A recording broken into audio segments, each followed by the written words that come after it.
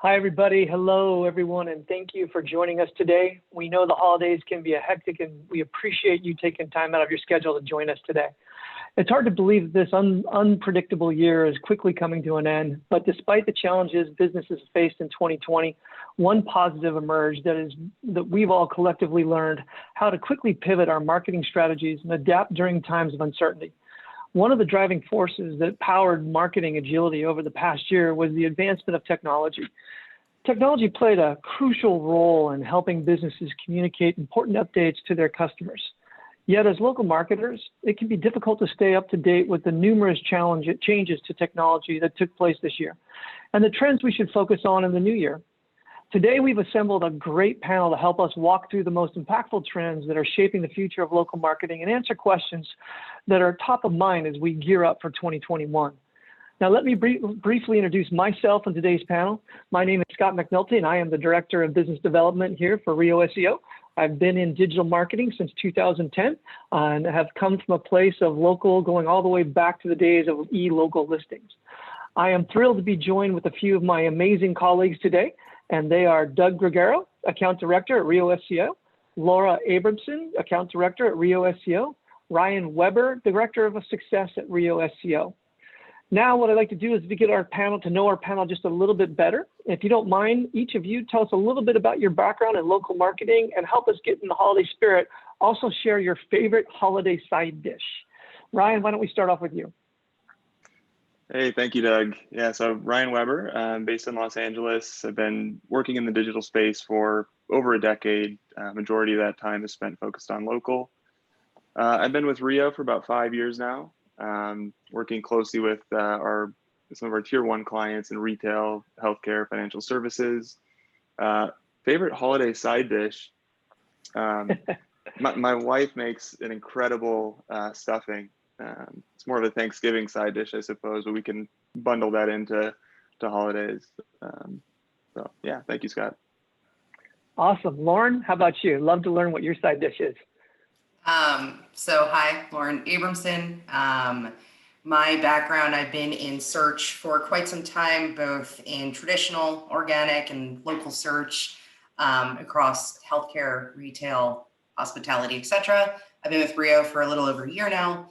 My favorite side dish, I don't really have one. We kind of did a keto Thanksgiving for some folks, for a family member who's really invested in that. And well, my husband's making latkes tonight because it's the first night of Hanukkah. So actually, those are good. Right. He does them in duck fat, and they're pretty solid.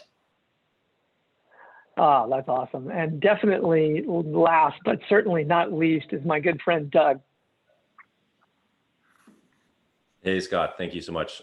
Yeah, so I've been in digital for over a decade as well, starting with enterprise SEO for a good portion of that, but then in the past, 3 to 5 years, really a heavy emphasis in local SEO as well. So, and I've been with Rio as an AD here, headed into my second year. So really loving it.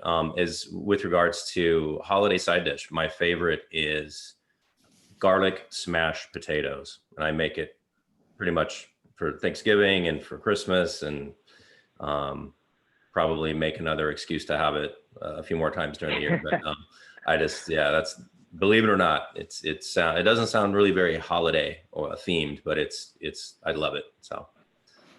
That's second on my list, and I'm going to throw in my favorite pecan pie.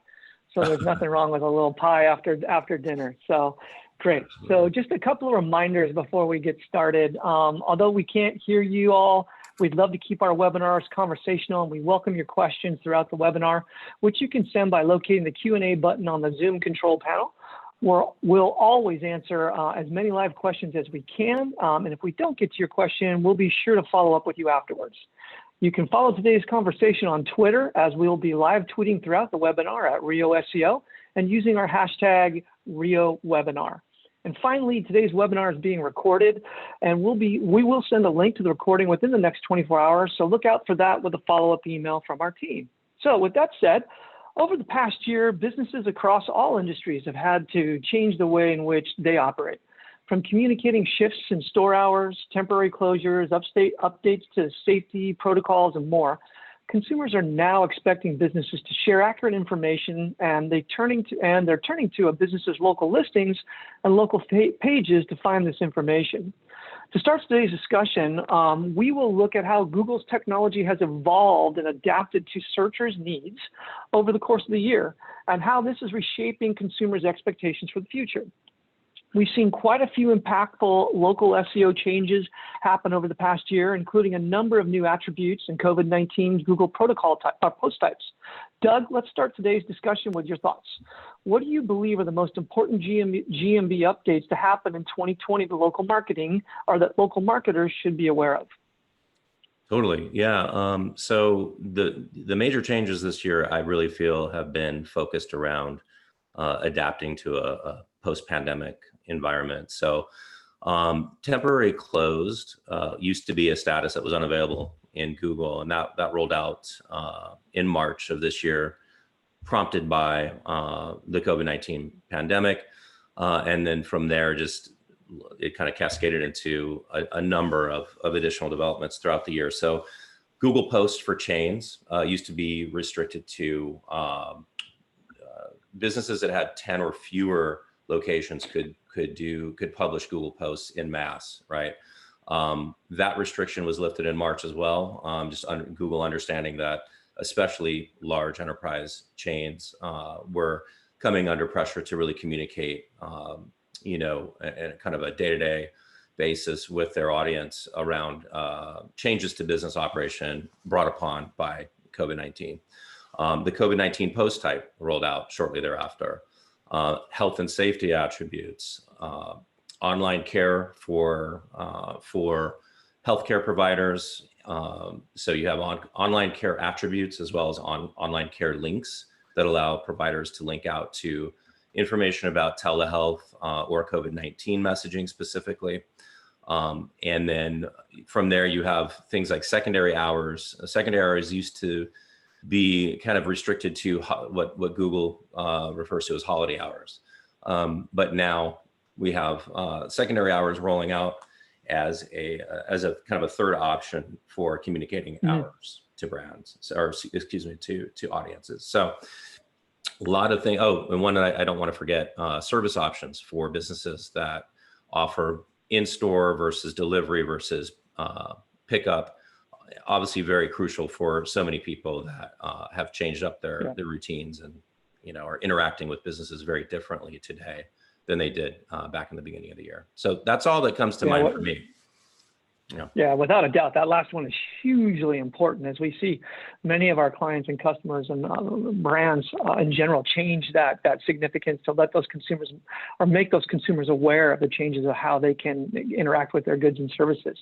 So sticking with the topic of Google, we've seen Google position itself as a transactional layer across a variety of industries. Recently, Google enabled the ability for retailers to add a place an order link in their Gmb listings to prompt users to make a purchase without the need to visit a product page. Another example is the restaurant brands having the ability to add a reservation and place an order link on those listings. Lauren, what do you think Google's goal when promoting searchers to complete an action without ever visiting a business website? Yeah, I think user experience, right? We know that that's going to be a ranking factor coming through in 2021. There's a couple different ways that people in the industry have really looked at the decrease to clicks to websites, right? And kind of that dwell time. I think that the Google focuses on user experience, and so less clicks could mean, and generally does mean, a better user experience and a more seamless approach to getting the user to their final destination much quicker. Right? We see that it's, with a 3-second page load time and things like that, the impatience or the desire to get to the information as quickly as possible is an ultimate goal, and very much a promotion on Google when it comes to a user experience perspective. So I really think that that is their ultimate goal in having the options available, not within search and within SERPs, and not necessarily having users go directly to websites. Yeah, that makes sense. Ryan, is Google acting as a transactional layer helpful or harmful to brands? And what are the potential impacts? Any examples that you might be able to share with us? Yeah, for sure. I completely agree with what Lauren said there. I mean, if you think about, GMB it already is a place, right, where consumers are making purchase decisions. It's been that way for many years now. And if we look at this change specifically for retail, historically, it's been kind of an online to offline transaction, right? For example, someone searches for a product or brand, Google returns a map pack, consumer clicks for driving directions, shows up and completes their purchase, right? Now, this year, things are a little bit different, right? Enter a global pandemic and suddenly that's not possible or less appealing, right? For safety reasons. Over the course of the year, we've seen a huge shift to e-commerce, right? Away from in-store shopping. And I think, adding this button for retail is Google's way of kind of playing into that move to e-commerce. And, as far as whether it's good or bad for brands, I think, one way to think about it is that map pack and those local listings. I mean, that's one of the last pieces of screen real estate that Amazon can't get, right? Without brick and mortar locations, you're not eligible to show up there. And so I think for brands, this is a great thing, right? It's improving the user experience. Adding that call to action only helps to reduce friction for consumers. And ultimately, I think it'll lead to more business, more sales for brick and mortar retailers. Yeah, I absolutely agree. As we mentioned earlier in our discussion, over the past year, the need to be agile and ready to adapt to change has proven to be essential to overcome unexpected challenges. With the coronavirus pandemic, businesses have been tasked with the need to pivot their marketing efforts quickly and at a moment's notice, which begs the question, what does this look like in practice? Lauren, can you share your thoughts on what an ideal agile, responsive marketing strategy might look like? And have you seen any brands do this well over the past year? Yeah, I think that it is first and foremost collaborative. So as much as the term has been discussed across teams and kind of who touches content, whether it's local, traditional, organic, right? For any purposes, it's really a deeper collaborative process and understanding key stakeholders and really moving things forward and maybe stripping some layers down without risking quality control, right? I know that Kohl's, I think, has done a fantastic job. They've been very quick to adjust to client expectations. And as a result, they're having a very positive brand sentiment, whether it's through review content or other engagements across different platforms that can come through search. One thing we're, in talking with various clients or friends within the industry, we are noticing that things are moving at a quicker pace. And so it kind of begs the question, well, we probably could have done this before. Why did things take so long previously? So it's understanding people's capabilities and really pushing them forward, and people really challenging themselves and understanding that they can rise to the challenge, and maybe some of the obstacles that were set in place kind of before the pandemic really propelled people to think differently and more efficiently, they're probably going to be stripped away. So different tool sets, different team members, understanding, different strengths and really what's going to have the greatest impact, and seeing a quicker turnaround in getting things live and available for customers. Yeah, absolutely. I completely get that. Also, in addition to local listings, local pages are also prime location for searchers to seek more information regarding the business. But templated pages across all your locations that fail to offer any personalization won't help a brand win conversions.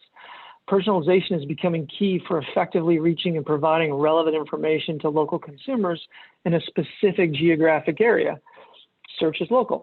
Ryan, what tips do you have for brands looking to equip their local teams with the tools and templates they need to successfully reach consumers or customers in their area? Yeah, I think you nailed it. You've got to look beyond that, standard template-based content, right? It's not really enough anymore, especially if you've got hundreds or thousands of locations, to just swap out the city name and have all the rest of the content be the same. Yeah.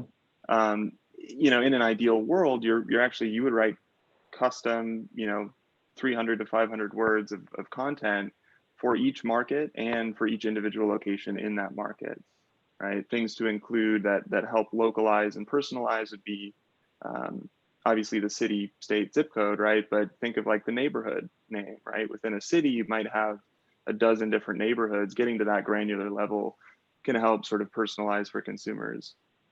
Other things like the name of the shopping center or business park, if there are nearby landmarks, even down to including cross streets, or one thing that we've implemented a few times is writing out the driving directions to get to that location, right? You're going to be mentioning streets, landmarks, etc. Now, if you've got, again, thousands of locations, it's easier said than done to come up with that custom content for each individual location. So a fallback to kind of an in-between solution would be to use something like a content randomizer, right? So basically you come up with 5 to 10 unique paragraphs of content that work across your locations, and then just randomize, 3 or 4 of those paragraphs on each page. So at least you get less repetition. It's not going to be the exact same content on every single page. Other things beyond the content itself, you should be surfacing store level or regional promotions on those local landing pages. Another thought, the topic of personalization, integrate your, thinking of retail here, but your personalization software, right, that you use across your e-commerce, your shop, integrate that into the local pages, right, to surface relevant trending or local products in that store.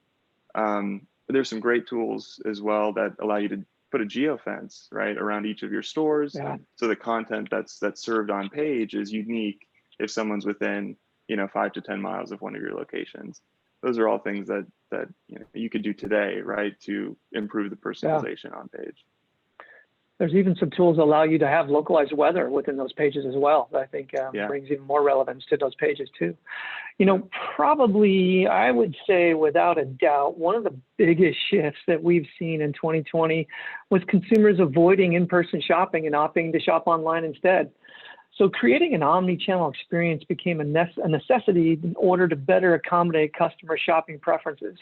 Lauren, what social distancing purchase options did we see brands start to offer over this past year that may have not been as prevalent pre-COVID?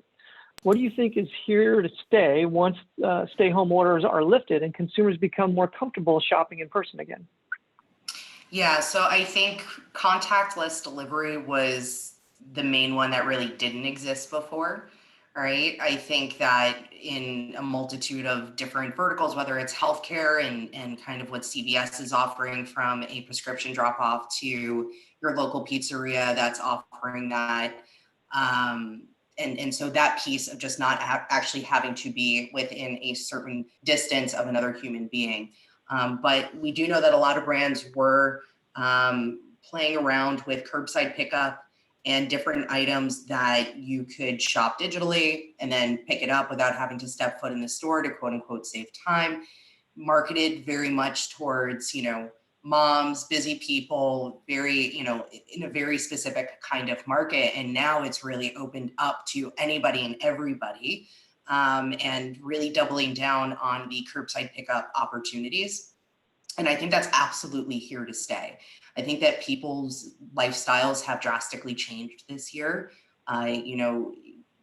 Whatever the quote unquote new normal may look like, those options and availabilities for trying to balance the day to day, people are going to want to do that where they're able to pick out from the comfort of their home the items, not spend hours in store, and just, easily have someone put it into their trunk and call it a day. So, yeah. Yeah, I know the parking spots at my Target continue to grow for curbside pickup. They seem to be taking up more room every day. So it's definitely a change that's going to be here. Hey, Doug, so where do you think the brand should focus their efforts when updating information regarding updates to their store hours, safety policies, and procedures? Are consumers looking now that may differ from before the pandemic hit?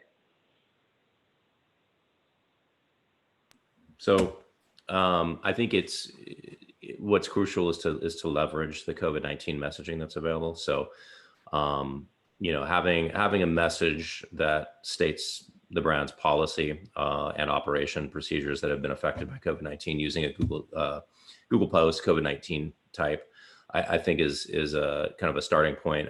Ensuring that hours are accurately maintained, primary, secondary. And then, leveraging those attributes to let audience and users know what exactly is your business at that location doing day to day procedurally to mitigate risk around COVID-19, right? So leveraging those attributes that have been made available are crucial.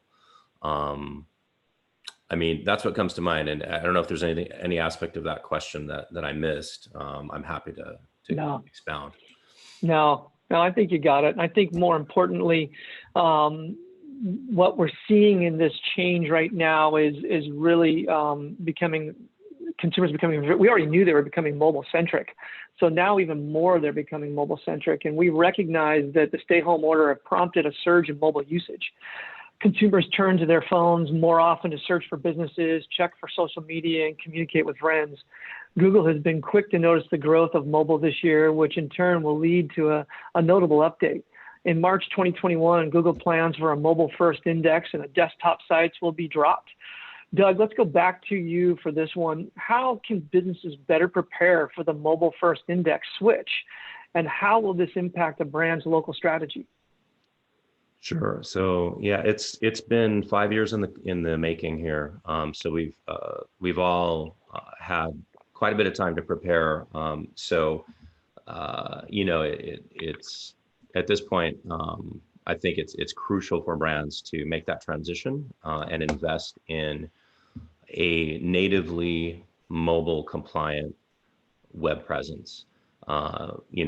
Essentially responsive and/or dynamic serving website that kind of checks all the boxes with regards to usability as well as performance. Performance being key because part of the mobile experience is being able to load pages quickly on a mobile device. Nobody wants to stand there with their phone and wait more than 3 seconds for a page to load. Google knows that, so it's both being able to consume the content on that device in a way that's efficient, but also the performance of it so that it's quick. And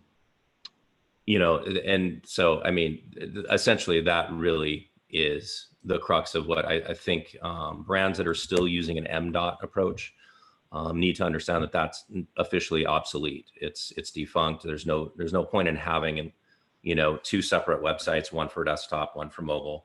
And understanding that with this update in March of 2021, the desktop presence is going to be completely ignored by the Google algorithm, right? So there's no point in maintaining two experiences there.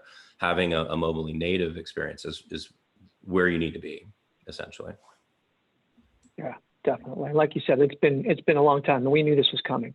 Exactly. And we also recognize Google continues to prioritize the user experience, reward brands who follow search trends by appearing higher in the SERPs. Google has a page experience update that will go into effect on May 2021. In the update, Google will highlight search results that have an optimal page experience. Lauren, from your perspective, what do you think a great page experience entails, and how can brands prepare for this update? Yeah, I think fast, effective in terms of the information, right? I mean, it's everything that we already know, and it's easier said than done, right? There's a lot of hands in the pot of getting a web page up, and I think that sometimes people forget that, right? And everybody has a certain piece of it, but fast, efficient at answering a question, having the most relevant and important content above the fold, right? Based on crawlability at that point, and really making sure that you're answering at an efficient capacity. Schema, I mean, obviously following the core web vitals and what Google has outlined, which is very uncommon for them to actually provide the details and the capacity that they have. So there is a lot of technical components that need to happen. So, you know, to Doug's point, an M dot is obsolete. And I'm sorry for my Mike Tyson tattoo. I forgot to close my blinds and I didn't want to like reach over in the middle. So we're just going to deal with that. Good luck. I think that working from home. I think, so, you know, it's, if anybody has ever attended a Google workshop when it came to mobile or brand workshops, they've talked a lot about this for the past at least 5 years. And speed really is an important piece, as well as the additional schema markup, and then obviously whatever else is in the core web vitals, you know, HTTPS, things like that. So, you know, in the content itself, you know, everybody has, there's always been different questions, 5 of character count and limit, or not limit, but minimum, right? 500 characters plus spaces up to 2000 to be, you know, trustworthy and authoritative. And I think it's really not about a number anymore. And it really hasn't been for a while. It's really just ensuring that you're providing the answer as efficiently and quickly and in a clear, concise capacity that doesn't, that allows a user to either have a higher bounce rate with it or a longer dwell time and further entering the website and, you know, having a longer time on page, right? And more pages per session. So. Absolutely. So before I move on to the next topic, if anybody out there has any questions, please feel free to send them via the chat button or the Q&A button there in Zoom. Love to circle in any questions that anyone else might have. We've got a great panel that knows a lot about local and organic search, so we're happy to share or answer any of your questions that you might have. On the kind of the last trend that we're going to touch on today is going to be this one that we know what highly impacts every business in every vertical, analyzing 2020 performance and determining 2021 KPIs. That being said, metrics you intended to achieve at the start of 2020 are likely impacted by some capacity due to COVID, especially for businesses that face temporary closures. Ryan, let's have you answer this one. Keeping in mind 2020 metrics are going to look a lot different than what brands might have expected in the beginning of the year, are there any data trends brands might be able to identify and learn from that they could use to help set KPIs in 2021? Yeah, for sure. I mean, it's putting it lightly, right, to say that COVID impacted metrics this year. You know, one stat that I think is pretty interesting that's come out over the course of the pandemic. 41% of Americans have tried a new shopping method since March 1st, right? So whether that's curbside pickup, local delivery, buy online, pick up in store, telemedicine, right, or teleconsulting, and other verticals. So that's a huge percentage, right? And I think what's more interesting is 75% of those respondents said that they intended to continue using those services after COVID, right? So when we look at, you know, is 2020 an anomaly and a blip, right? I don't know. I think it maybe, in a sense, it kind of pulled the future forward a little bit, right? We talked about the shift to e-commerce. I think that is here to stay, right? So looking at, you know, what does that mean from a metric standpoint, from a KPI standpoint? Again, it's shifting away from maybe solely focusing on, you know, store visits for retail, right? And looking more at e-commerce, right? In general, looking across our client base and kind of getting a sense of the data and how it's trending across verticals, we've seen a huge swing away from map views and driving directions toward search views and GMB and clicks to call or clicks to the website, right? So it's clear consumers are looking for other ways to interact with brands, right? So, you know, my recommendation would be, in addition to those core click actions, the website, the phone calls, appointment booking, make sure that, you know, you're leveraging those enhanced place actions. We talked about the place an order button for retail earlier. In the restaurant vertical, obviously order delivery, order pickup. make sure that you're leveraging those in your GMB listings, and then also make sure you're tagging those URLs, right, with tracking parameters, whether that's e-commerce, telemedicine, in-store shopping appointments, right? There's different ways now to transact where the conversion actually happens online. I think those are the things that we should be, as brands, as retailers, paying more attention to. Yeah, it sounds like adaptability is going to be number one in 2021. Doug, what metrics do you believe brands should be consistently tracking to assess local marketing performance? I think Ryan started to touch on that with his response, but from a local intent perspective, for me, the Gmb KPI is really rule to indicate how a brand is performing on the across local landscape, right? So Gmb attributes, views, searches, actions, and then specifically within the click actions you have, as Ryan mentioned, driving directions, clicks to call, clicks to website. And those are really the lowest on the funnel in terms of the user journey and closest to the transaction or the conversion that you might be tracking.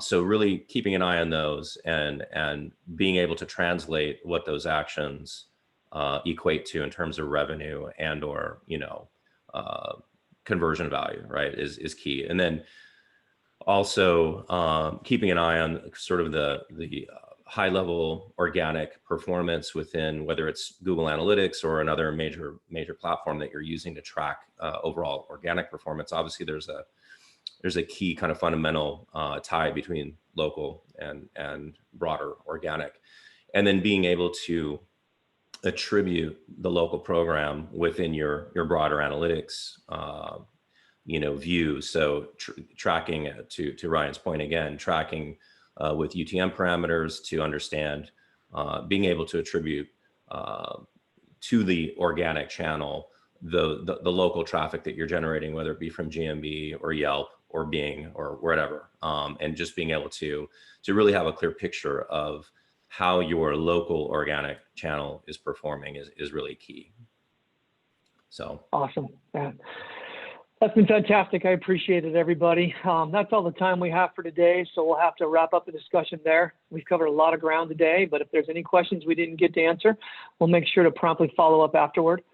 We're also happy to answer any questions you didn't have a chance to ask. If you'd like to shoot us a note at marketing@RioSEO. I definitely want to thank everyone for joining today's discussion, and a special shout out and thank you to our awesome panelists, Doug, Lauren, and Ryan, for taking the time to be with us today. It was my pleasure to moderate today's discussion. We hope to see you all again on another Rio SEO webinar. Thanks everybody for joining us. Happy holidays, and I hope you have a wonderful 2021. Thanks everybody. Bye. Bye. Thank you. Thank you.